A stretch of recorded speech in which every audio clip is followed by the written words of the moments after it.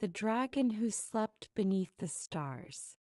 Elorin Brightlea returned from the ocean of drowsy tides with the rhythm of water still moving in his chest.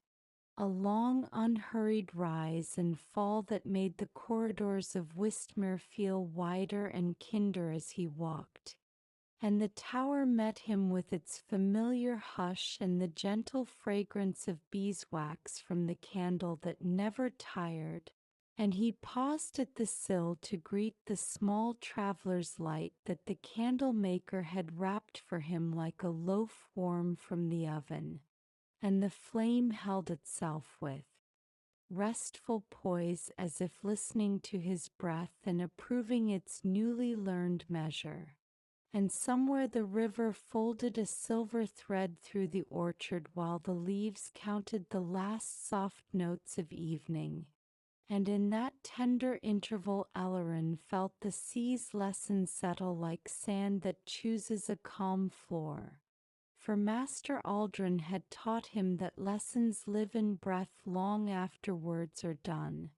And the boy smiled at the plain cup of light, a flame that gave without eating its own body, and promised it quietly that he would carry the gift forward.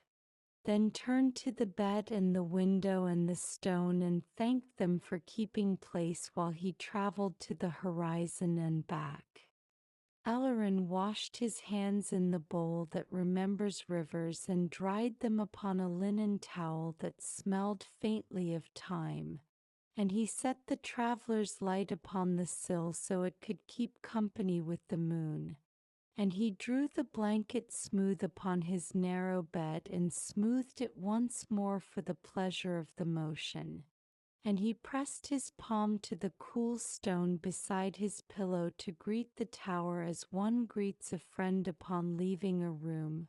And he lay down on his side facing the window and let his breath find the sea again, 4 in and 5 out. Then 4 and 6, then back to 4 and 5, and the world in and around the tower seemed to answer, the orchard leaves becoming a slow audience and the river a soft bass note. And somewhere beyond the bend a quiet reply rose and came toward him as a path comes toward a traveler who has learned not to rush. His dream began as a path of silver that rose from the windowsill like a ribbon pulled slowly from a spool. A ribbon carrying the soft scent of fern and damp limestone. And he stepped upon it without surprise. For the night had already taught him that wonder does not need astonishment to be deep. And the ribbon led him past the orchard where leaves whispered the names of constellations they had borrowed, past the bend in the river where patient fish kept station like commas in a sentence that never hurries, and then down through a seam in the hill that he had walked past many times without noticing.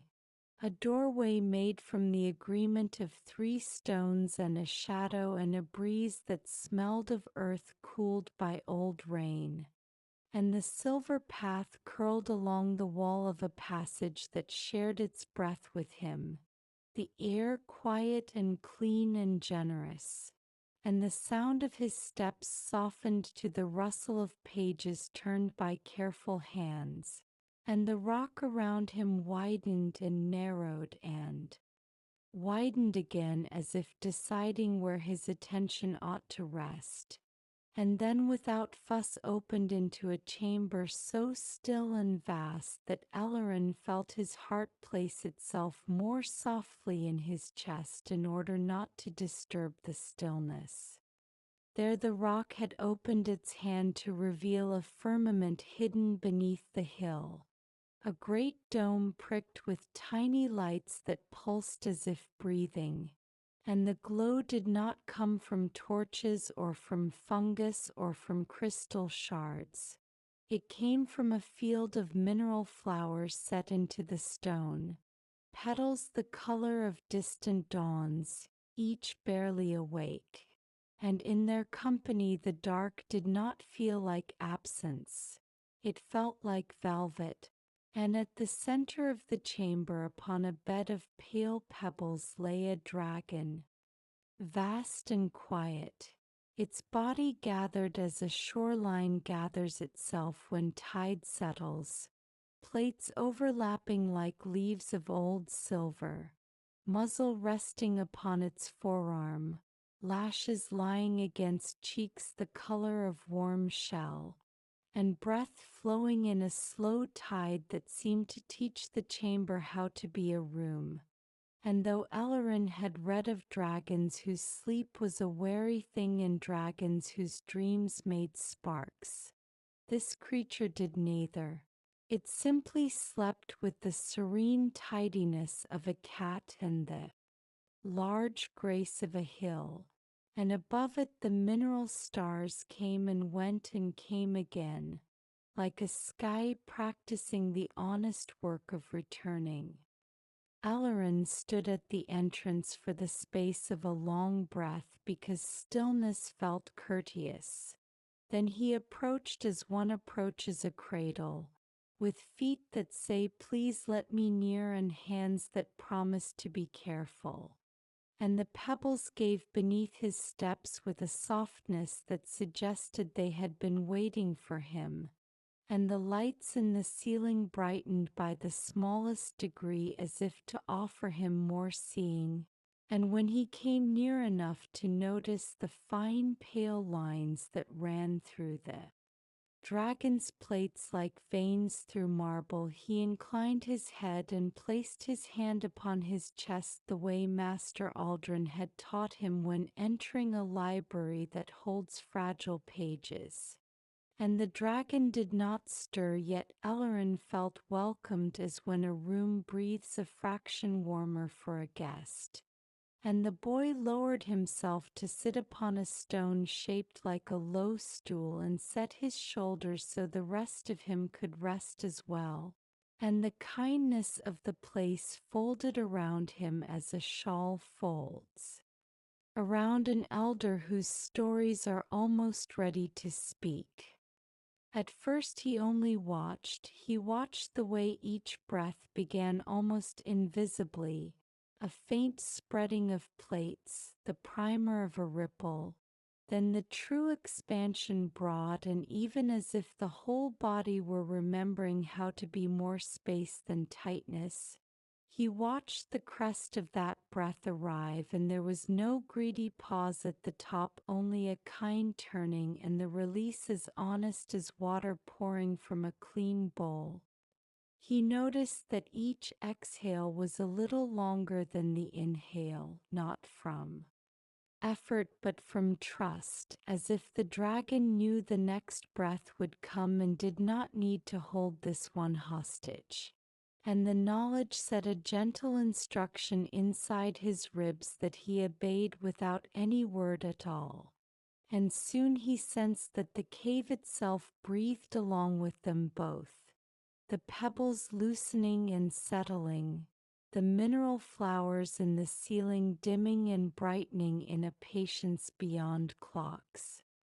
When his attention grew strong and soft at once, he began to see other things. He saw that the jaw rested with no grip in it at all, that the lips had forgotten to be tight, that the tongue lay like a folded ribbon at ease, that the eyelids wore the faintest curve of someone who has dreamed a good field and is still walking through it. He saw that the talons were sheathed and friendly, that the shoulders had surrendered their importance to the pebbles below, which were glad to be useful.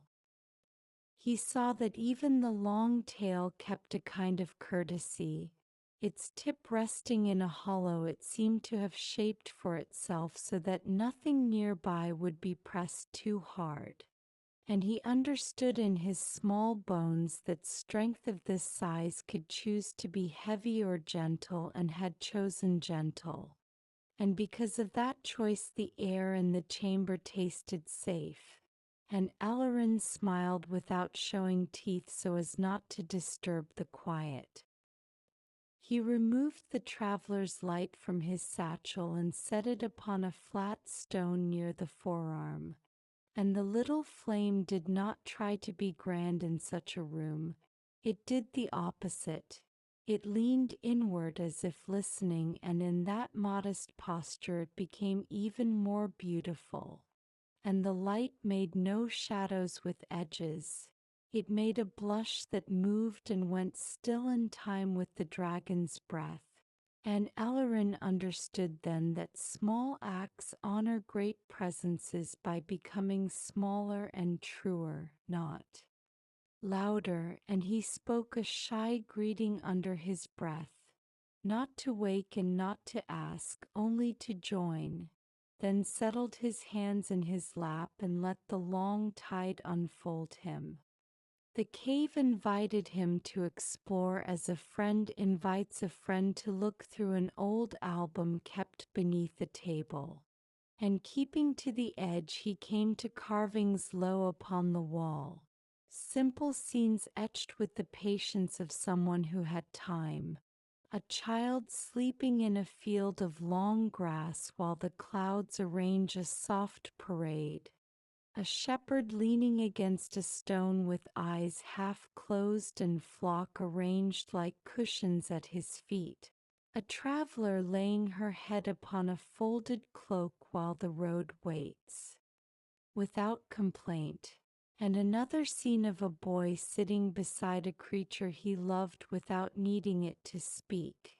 And Elorin traced the lines with a finger held as lightly as a moth's foot, and the stone offered back the faint cool of memory as if it remembered the hand that carved it and found a kinship in the hand that now learned its language. Always he returned to the dragon, and once he placed his palm upon one of the larger plates near the forearm and felt warmth under the cool. A heat not of fire but of steady kindness. And the plate lifted barely to meet his hand and then settled. And there passed from skin into bone a message so plain he could have missed it, that true strength is not a fist.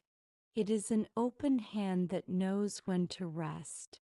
And he sat with that for a long time while the ceiling stars breathed and thought of the sea and of the candle and of the pillow field and of the bridge where soft voices crossed. And as each memory came it did not scatter him, it braided him, and the braid lay quiet and held. At last the dragon dreamed a dream he could hear. It began as a thrumming in the floor like bees far off in clover, then rose to a humming that made the pebbles shiver with pleasure and the ceiling flowers tremble in their sockets. And the humming gathered a theme, and the theme was not adventure or triumph or grief. It was caretaking. And he saw flashes within that hum not with his eyes but with the sense that works best in caves. He saw the great creature lifting a fallen pine so that saplings beneath could breathe. He saw it lowering its body in a storm to make a roof for a small herd that did not know it was being protected. He saw it warm a patch of earth so that eggs tucked in moss would not surrender their hope to a late frost. And in each small act the dragon never raised its crest, never showed its teeth, never performed. It only did the needed thing and then slept again. And the hum smoothed and the pebbles settled and the air in the chamber turned like a page. And Elorin felt tears rise of the kind that do not sting, the kind that means the heart has found room. He spoke then to the sleeping creature the way he sometimes spoke to the river, with statements meant for his own learning. And he told the dragon about the candle that gives without consuming its cup, and about the gate that opens now on the first try because someone listened to its hinge, and about the children's desks in the schoolroom and how a small light showed a wish for voices to be heard at the back of the room, and how that wish joined the chalk dust and became part of the day.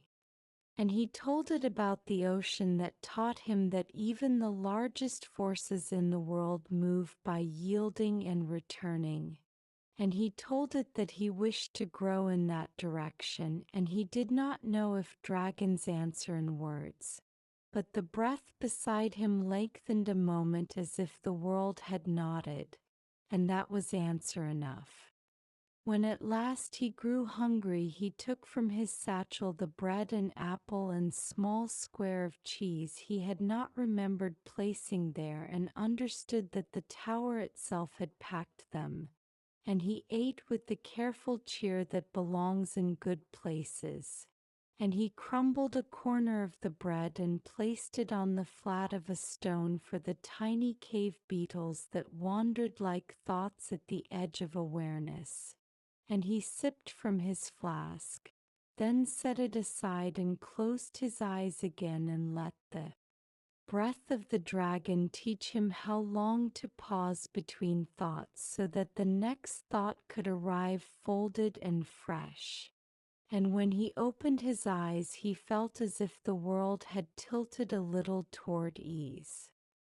At the far edge of the chamber he noticed 3 objects he had not seen before, because often the helpful things wait to be seen until our eyes are ready. A stone mirror set into the wall at a child's height, its surface so smooth it held a face without judging it. A shallow basin cut into the floor filled with fine sand the color of candle smoke, and a wooden box with a lid that slid without sound.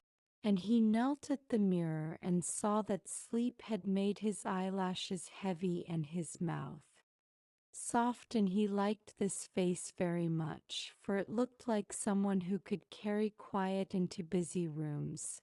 And at the basin he drew a finger through the sand and made a slow spiral, and the sand kept the spiral for a while, and then the tiniest tremor of the floor returned it to smoothness. And he laughed softly because the cave had made a demonstration of time. And he opened the wooden box and found inside a single scale no larger than his palm, made not of horn but of stone that looked like pearl. And when he touched it, the scale grew warm, then warmer, then settled to the temperature of a hand held long by a friend. And Elorin understood that it was not a treasure to carry away but a message to carry within. And he pressed it briefly to his chest, then set it back and closed the box and bowed to it for teaching without speech. When he returned to the dragon, he sat even closer than before and began to murmur a counting that matched the breath. 4 in and 5 out, then 4 and 6, then back to 4 and 5, an easy repetition that honored the length of the exhale. And the body beside him answered by growing softer without growing small. And a scent rose from the plates, faint as the perfume of warmed stone after rain. And Elorin thought of the field of endless pillows and how every creature there had taught him the art of rest by example, and he imagined that beneath the pebbles roots of some old tree reached into the cool and dozed. And in that imagining his shoulders set down the last of their unnecessary work, and his jaw remembered that it belonged to singing and to eating apples and not to holding the world in place. And he smiled again and did nothing else, for nothing else was needed. He rose then and bowed as one bows to a teacher who has finished a lesson by saying nothing. And he gathered the traveler's light, which had grown so modest that it seemed a single pearl of brightness. And he inclined his head to the mirror and to the basin and to the box.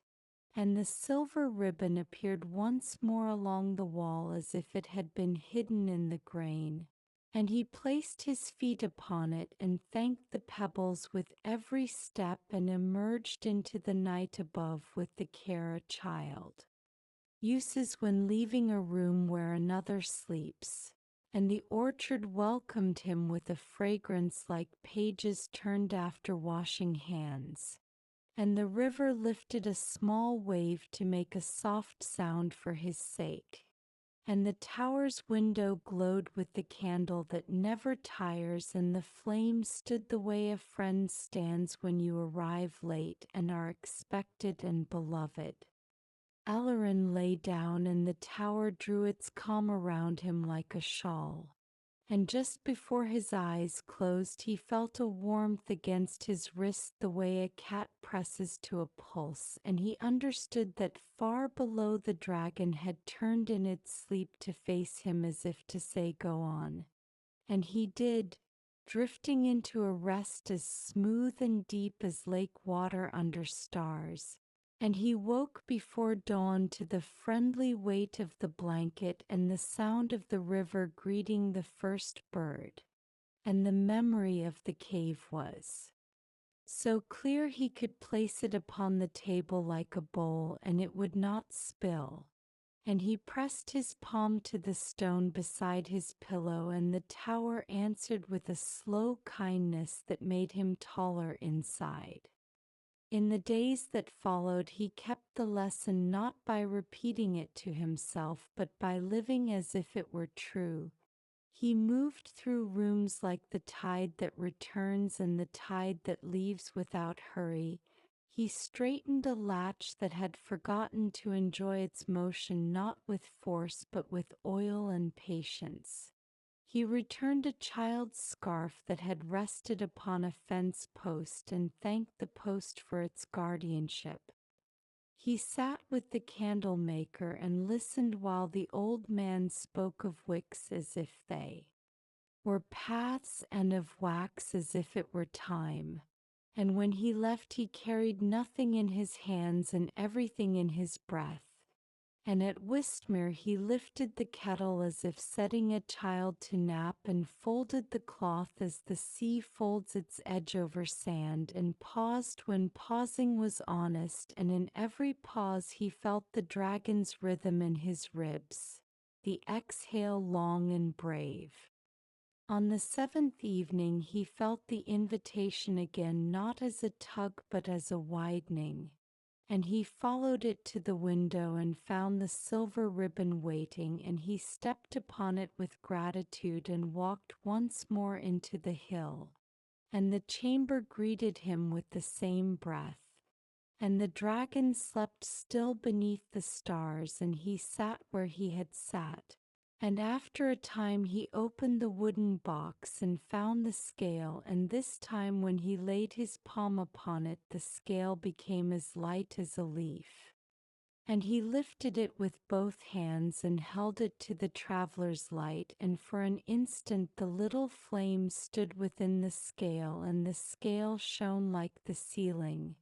Then the light returned to its cup, and the scale returned to its weighting, and Elorin understood that nothing had been added and nothing removed.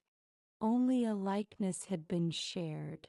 And he placed the scale back and smoothed the sand in the basin with his fingertips, and the pattern of his breath remained in the sand long after his hands had lifted, and he laughed softly and let it fade on its own. And he rose and touched the forearm plate with the same gratitude he carried for the sea. And he left as he had come, and the pebbles made friends with each other where his feet had been. He did not see the dragon wake, for that was not the lesson and not the need. He saw instead that rest can be shared without being broken, that a great being can remain great while sleeping, that a small being can grow large by honoring that rest. And when at last he returned to his pillow in Wistmere, he carried not a story about a dragon but a way of arranging breath and time, and he fell asleep immediately and dreamed that the ceiling of his little alcove had become the dome of the cave. And the mineral flowers opened like small mouths to sip the night and then closed to keep it safe. And he woke with the gentlest smile because he had learned that the world is most powerful when it is most at peace. When Master Aldrin asked what he had learned, Elorin answered not with an account but with a demonstration. He lifted the kettle and set it down as if setting a child to nap. He folded the cloth the way the sea folds its edge. He spoke in a voice that had room inside it for others. And the old wizard nodded and poured tea and said that some lessons add books to a shelf and some remove weight from the heart, and both are good, but the second is the kind that lasts. And Elorin thought of the dragon and the sea and the candle and the bridge and the pillow field and the owl and the river and the tower, and felt that all of them together had arranged a single bed for the world to sleep in. And the world had accepted the arrangement with relief. And he lifted the traveler's light and set it beside the never-tiring flame, and both nodded to each other the way wise friends do. And that night when he opened the window and placed the cup where it could greet the larger light, he lay facing the stone and let the cave return to him, and placed his breath upon the dragon's breath like a little boat upon a quiet swell. And the sky outside wore its stars as if they were buttons on a favorite coat. And the boy slept, and the earth around him rested in the same key.